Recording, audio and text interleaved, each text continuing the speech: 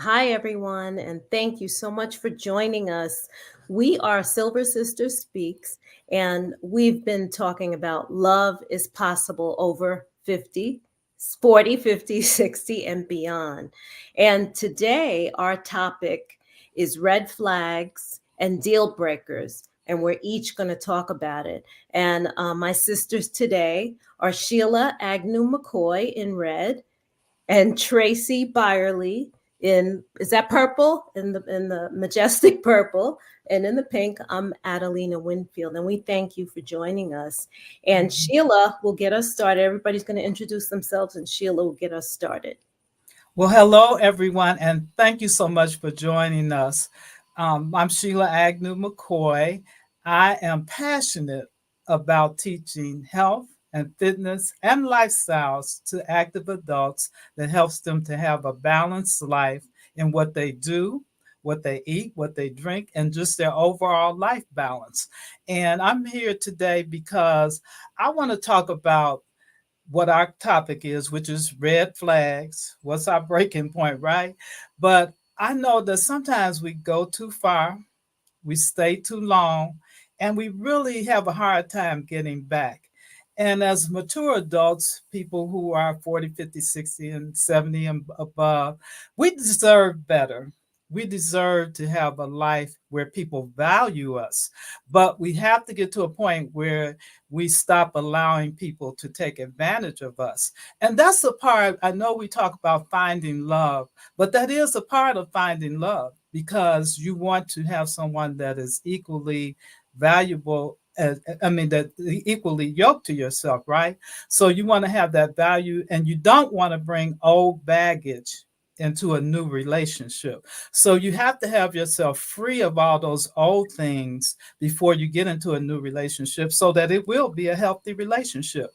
But with red flags, I'm gonna tell you, I had to go into because I'm not going to say anything to you that I have not experienced myself, but I had to go into my skeleton closet and pull out a few skeletons.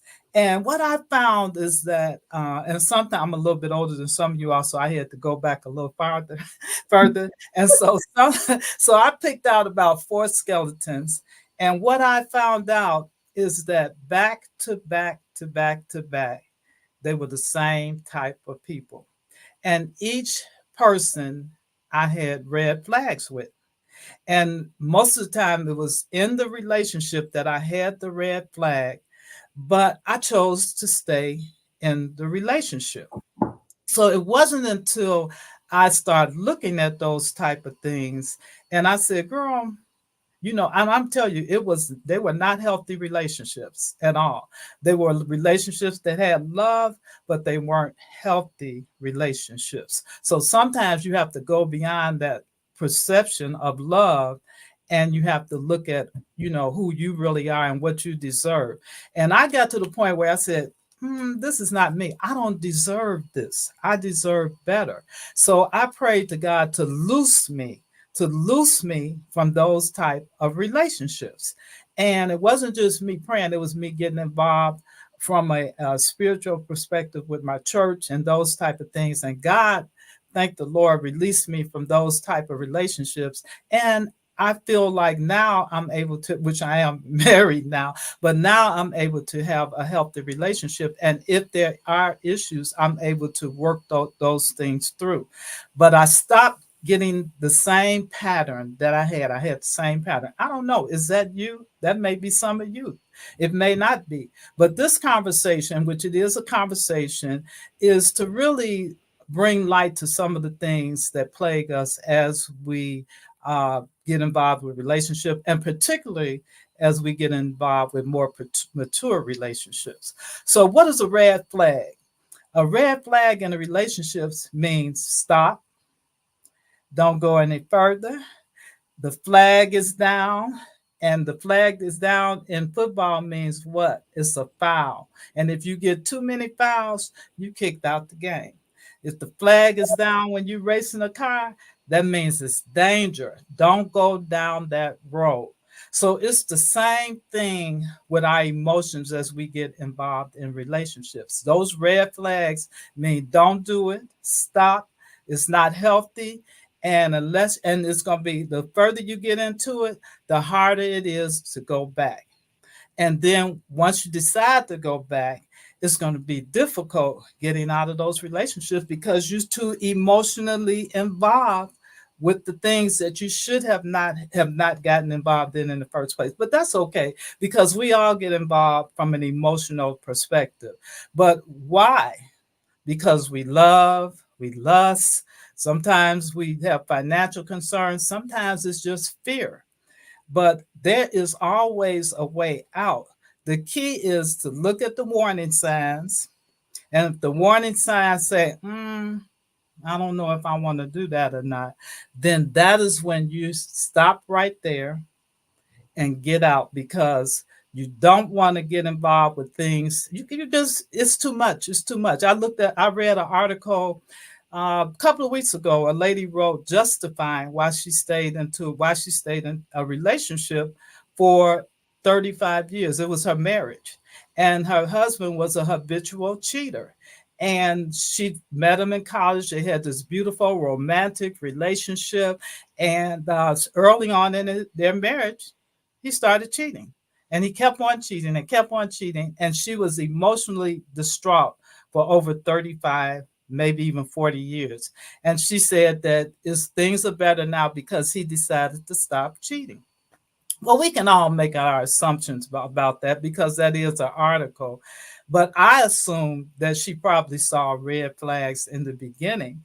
But since she was so evolved emotionally with him, she decided not to get married, and they had kids. He was good with the kids. They went on family vacation, but he was a habitual cheater.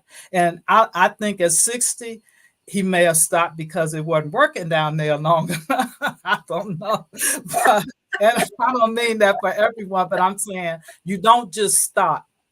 You have to have some kind of spiritual and professional help to stop that kind of behavior after 35, 40 years. So I'm not a psychiatrist. I don't know that to be true. But I think about, and I read the comments, and people were like pretty much thinking like me, you spent all of your life being emotionally distraught over someone that never wanted to help himself, and he thought it was okay. So don't be that person. That I wouldn't want to be that person. Thank the Lord I was able to move forward with the red flags I had, but don't be that person. And that's how we're going to start off, and we're going to go into a few more things about red flags. All right. I guess it's my go. Thank you, Sheila. That was really, really great. I like the way you did the football analogy, and what the red flag means. And, Mhm. we just say red flag, but it is a serious thing that we should pay attention to. And oh, I didn't introduce myself. My name is Adelina Winfield. I'm Fly Granny BK on Instagram. I'm a positive aging influencer, and I inspire people to live vibrantly in every area of life, from dating, mature dating, to lifestyle, to health and beauty. So that's a little bit about me. But the getting back to the red flag, we we see them, and like Sheila, you went back in your closet, you saw them. I saw some of mine as well. And the thing about us is that we've evolved, and probably back then we just, we're so in need and wanting love that we just accepted it. And Right. then, the evolving point of it is you realize who you are, and you're like, I don't have to accept this anymore. And that's part of maturity, and just, you know, um, learning about life and learning about yourself. So that was great. Um, one of the red flags for me is communication. So, we are communicative, relational beings. And I know many of us have met guys who just are very quiet, very just don't open up at all.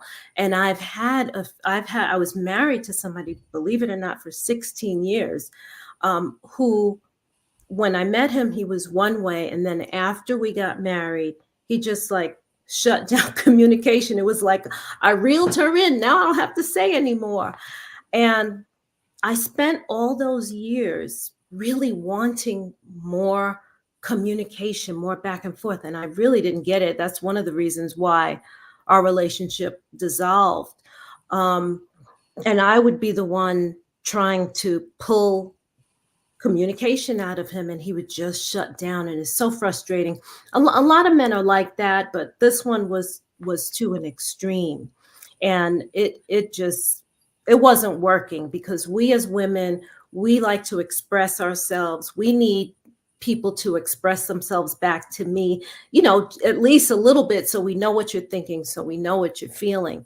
So that is really important. If your partner consistently like avoids talking about important issues, then you're stuck. You're the one that has to handle everything. You're the one that has to deal with it. And there, it's like abandoning you, right? So if you see those traits while you're dating, watch those red flags, see if it happens all the time.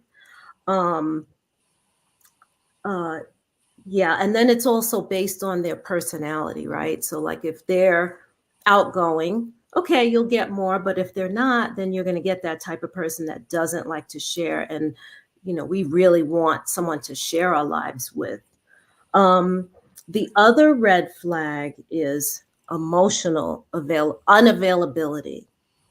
So I'm going back in my years now, very early on. I was dating a guy who I would see whenever he was ready to see me, and that could be a couple of weeks at a time, or, whenever he thought he wanted to see me.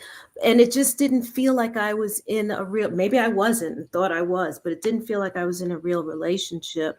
And he just was not available physically and or emotionally, because I saw him so infrequently that we would just go out, hang out, have a date, come back, and then he was gone.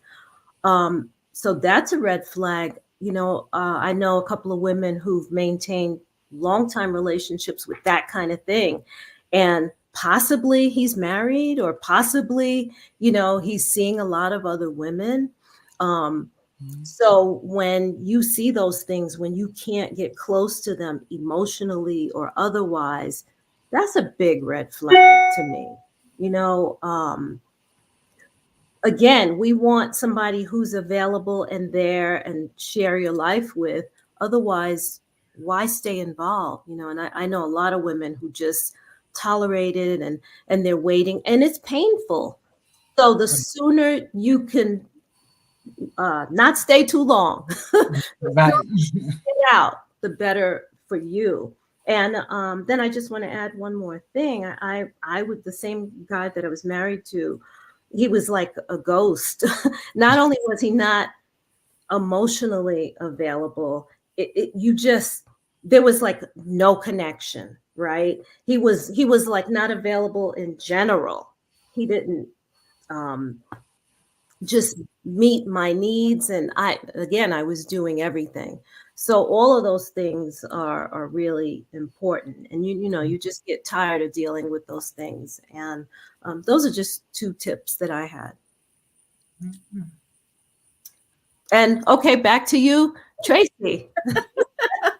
I got you on cue. Hello, my name is Tracy Byerly. I help women and men to create a confident, prosperous attitude about aging so they can master it unapologetically. Whew. First of all, we don't want to forget the children. My story is going to be weaved all in what I'm fixing to share. Just know that I was that one that took those red flags and created a bouquet and went marching down the aisles with them. Yeah. Anybody know about ignoring those red flags? It would be your girl right here. But one of the most painful lessons that I learned was regarding my child. And I'm going to go ahead and tell the end story. She still loves me somewhat, She loves me. The relationship is still very strained, but she is healing and we are growing together. Spoiler alert, that's the end. Now, let me preface everything that I'm going to say before I say what I want to say. Are children manipulative, selfish? Absolutely. My husband has a saying that just makes me cringe, but he is so right. Are children's just visitors passing through? Absolutely. Are there parents that are so involved and so controlling in their kids' relationship that they are the red flags and the deal breakers? Absolutely. And for those of you who are very controlling and involved in your children's lives, a litmus test for you is if you are constantly getting complaints about it or if you're getting unsolicited advice more than once. Now, that's a whole other subject right there. But back to the child, the children. Listen, I don't care how old they are, listen to their concerns. I found out 20 something years later, my daughter had concerns about the man that I was going to marry, and she trusted a sister friend, went to the sister friend, and the sister friend told her, "You don't want to tell your mom that. You want her to be happy, don't you? If you are that adult, go apologize to the child who did that you did that to." Allow children to talk, encourage them to talk to the parent. Go to the parent if they can't. Parent, if your children are talking to you, listen. They may have some deep, deep concerns. It's time to take the rose colored glasses off. This is where you get to discern and get that check within you. If there's something going on in your heart, in your gut, your spirit, pay attention. If you don't know what to do with that, go to wise counsel. Very important. A red flag would be if your mate is forcing you to choose between you and your children. Mm. Mhm. Mm-mm. That is a huge red flag, and that should be a deal breaker. When you're coming into a union, the two shall become one. It's not a hierarchy, a we thing, a me. It is a we thing, not a me thing, not a hierarchy. That is so important. You could be dealing with being isolated from your family members and dealing with someone who is very possessive and controlling. And your children feel when you put others before them. Should be a we thing. When it's a we thing, they don't feel that. But when it's a hierarchy and they don't feel important, guess what? There will be people, places, and things that will make them more of a priority. And that is not what you want. And you better hear me. I know what I'm talking about on that one. So the biggest thing is, and I'm so passionate, and I hope I don't cry because I'm telling you what I know. Are you listening? Are you listening to you? What's going on in your body as you're listening to your kids, as you're listening to loved ones who may be giving warning signs? Hey, something's not right. Are you listening to your partner? Because their responses or lack of is still a form of communication. This is where it becomes more about selfless dating because you're getting everybody, your body, your children, your loved ones, and that person involved instead of selfish. It's all about me and what I want. I'm going to be that one that is going to suck your rose colored glasses off like a bully. Here are your consequences if you don't make the right choices. When that toxic relationship blows up, you are stuck with those children who are beyond resentful and traumatized, especially the children and the teens who were involuntarily dragged into this relationship and they had no say, Mm-hmm. to the ones who grew up to be adults and they are tired of rescuing because of our poor choices, or completely, totally abandoned because they are tired. It is time to stop taking those red flags, and you know them when you feel them, and turning them into a bouquet. And there is a way that we can do this and come out okay. Mhm. First of all, we all agree if you need therapy, get you some therapy. Right. There's something that is called a 10-10-10 list that was introduced to me by a motivational speaker. And that 10-10-10 list saved my life, guided me to my soulmate. Of course, after I got some therapy too. But the first 10 is 10 things that are very important in your mate, maybe one or two things you might compromise on. 10 things that are very important, excuse me, just important. 3 or 4 things you might compromise on. Then there's the do not tolerate, and that is any violations, you cut it. That's what I want to focus on for this brief moment. Why do we need to focus on the do not tolerate? Because we spend a whole lot of time with our wants. My mate's got to have this, drive that, own this, blah, blah, blah, blah. And when we get them, we put up with a whole lot of stuff to keep that what we want. No standards set in place where we draw the lines. Consider this 10-10-10 your heart pact. You're going to write it out and be very detailed about each one of your points. They're your standards, not to enforce on anyone. It's for your information and for you to observe. And there are some rules that will make you successful with this 10-10-10 list. You don't share it, because if you share it with the wrong person, they may be a pleaser and morph into something that is not them anyway, or you're going to have a faker who's going to do whatever they can to get you at any cost. Y'all heard about that 90-day rule, by the way. Give them 90 days. Usually it's the 91st and beyond where people start showing their true colors. Mark my words on that. Really listen and discern. I know I can't tell y'all what to do because y'all are grown and adults, but if you can keep the sexual stuff out of it as long as you can, do so, because you know that sex stuff clouds your whole thinking and logic at that point. Mhm. But ask the hard questions during this time. Listen for responses. Again, as I said before, check the response or lack of. Still a response. Remember to check in with yourself. And when you write this list, make sure that it is something that you match. Be careful asking someone to do something that you wouldn't do yourself.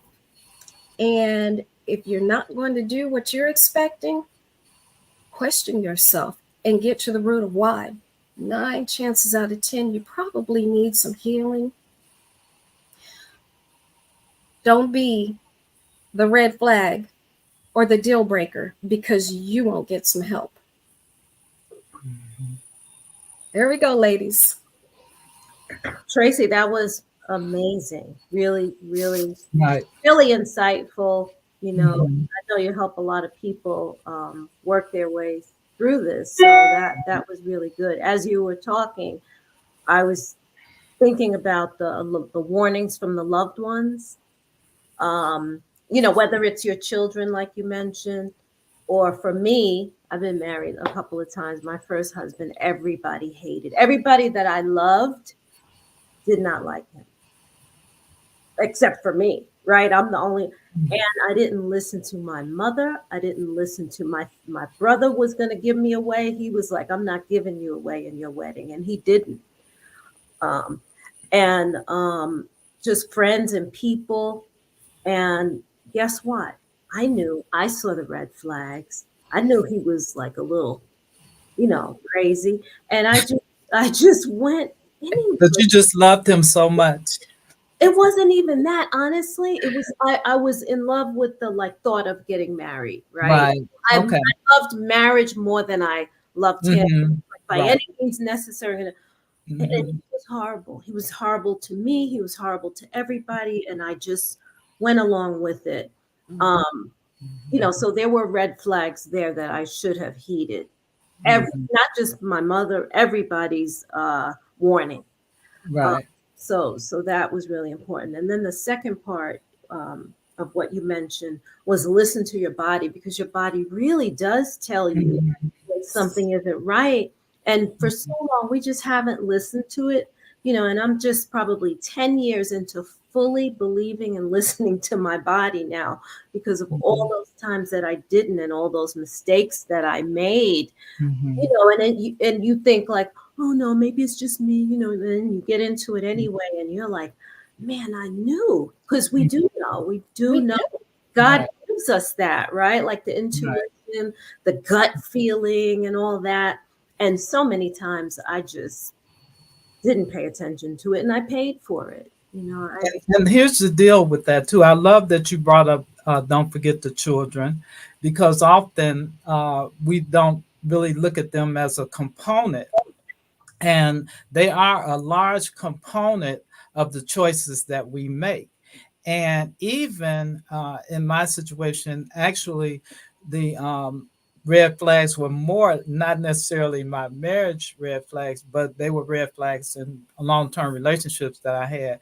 But you bring their children into it because you have a long term relationship, and you bring your children into it. And so all of those people are affected by the choices that we make and whether we decided to stay or go or things of that sort. And I am a people person, so I get involved with the whole family. You know, I Mhm. know the mama likes me and the children. And so it is, and even with my own daughter, I never thought to look at how she would feel about relationships. And as an adult, she said, I didn't like nobody.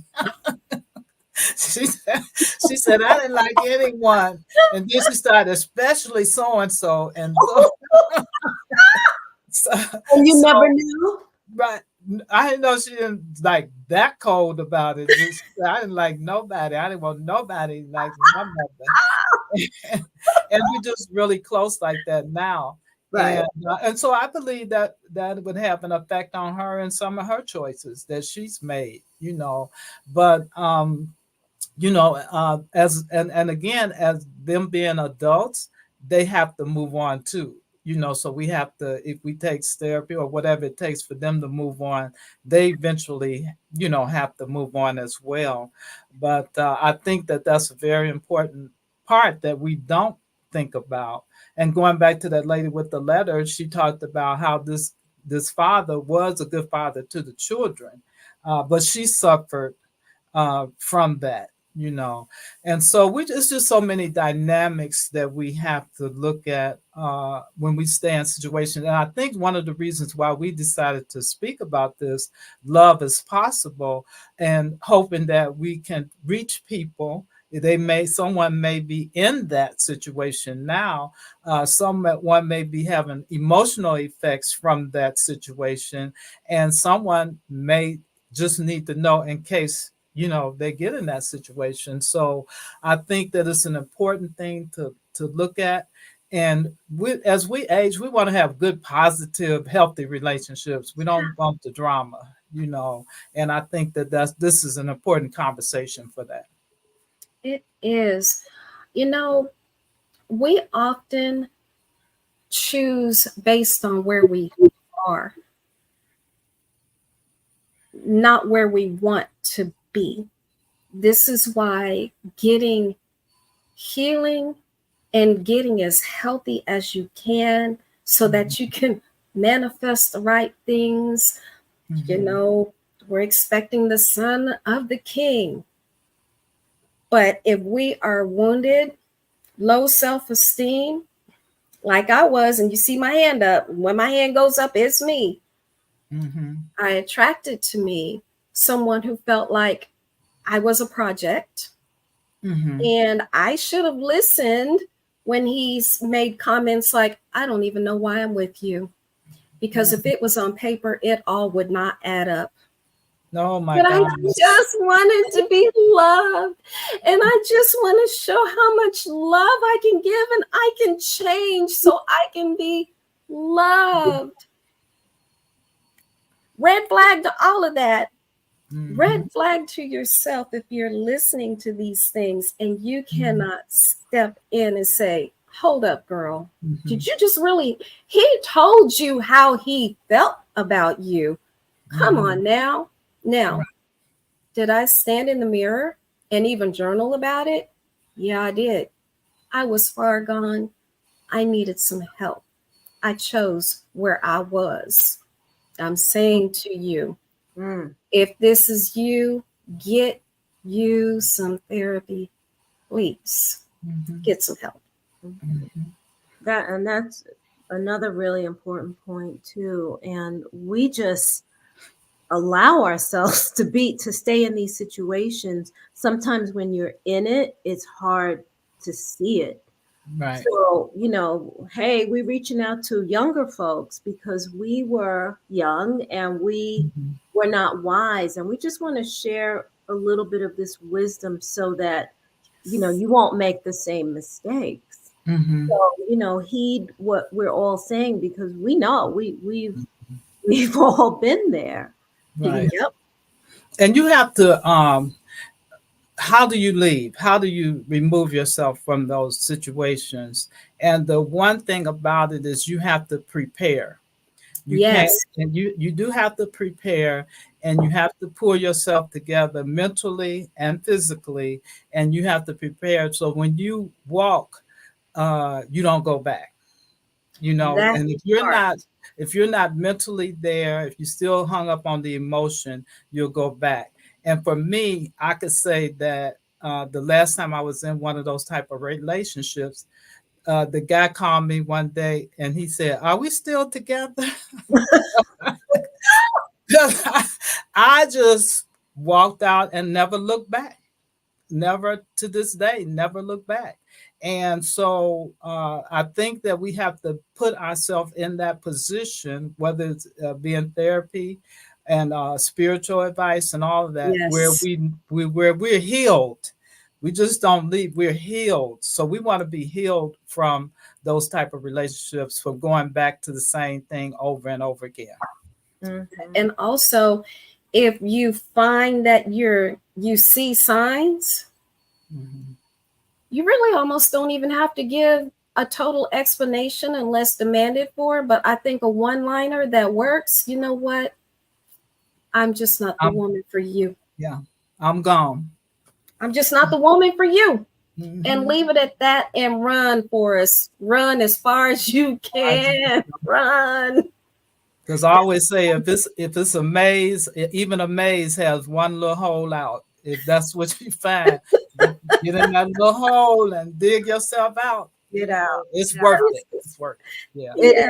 It is. There And is hope. you have to know yourself and begin to not accept that anymore and really don't be a victim, and also just realize your worth, that you don't have to stay. There's more love coming.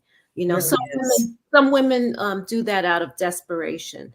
And for the mature women, we're talking to everybody, but for mature women, we don't have time to waste. So the better you know yourself, the better you're able to see the red flags quickly and get out quickly. And online, you say we're not a match. So we are just not a match, and keep it moving. And have wise counsel. That is so important. Not friends that are going through what you're going through and worse, and they're not where you want to be. Wise counsel.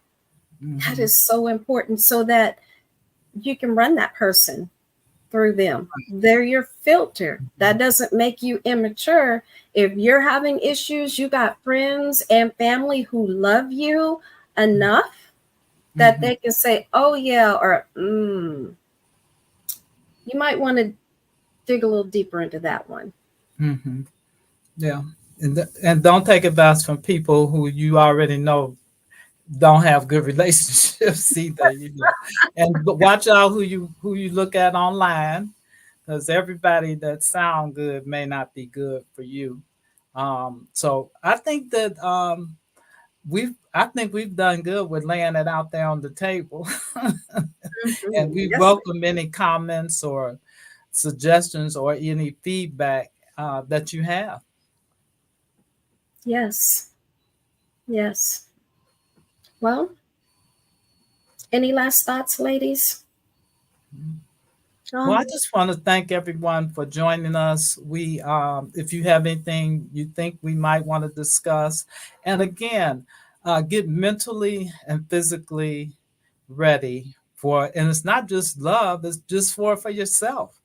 And the things, as we talked about before, your light will shine, and things will gravitate towards you. yeah, basically, I think we covered it all. We just want everybody to live vibrantly, you know, in any phase, and just enjoy life as you go along. Mhm. And I am posting up our social media handles. Take a screenshot, whatever you do. If you have anybody that may be fit any of these categories that we are talking about, please have them watch this. Reach out to us. We will communicate with you. And you all are our community, and we love you so much. Thank you for tuning in. And until next time, smooches. Thank you. Take care, y'all. Bye bye. Bye.